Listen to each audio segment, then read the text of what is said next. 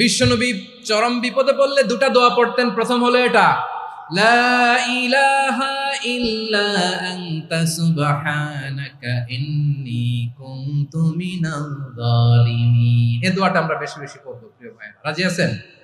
সবাই আওয়াজ করে পড়ুন ইনশাআল্লাহ।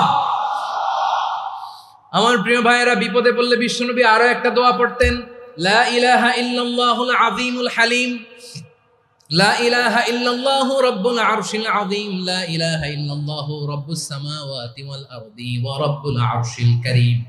এই যে বললাম, রেকর্ড হয়ে গেছে। এখন তো আর ইনস্ট্যান্ট মুখস্থ না হলো, পরে মুখস্থ করে নেবেন।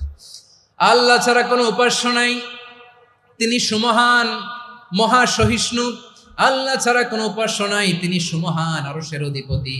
আল্লাহ ছাড়া কোনো উপাস্য নাই, তিনি আকাশের মালিক, জমিনের মালিক, তিনি সুবিশাল, আরশের অধিপতি। সুবহানাল্লাহ পড়েন। এই দোয়াটা কেউ যদি পড়ে যদি এর ওসিলা করে দোয়া করে, তাকে বিপদ থেকে মুক্তি দেয় কে? মনে থাকবে আপনাদের? তাহলে বিপদের প্রথম ধাক্কায় কি যেন পড়তে হয়? ইন্না লিল্লাহ। তারপরে কি বলে আল্লাহর কাছে নিজেকে সঁপে দিতে হয়? দেয়ালে পিঠ থেকে গেলে লা ইলাহা ইল্লা আনতা সুবহানাকা ইন্নী কুনতু মিনাজ জালিমিন।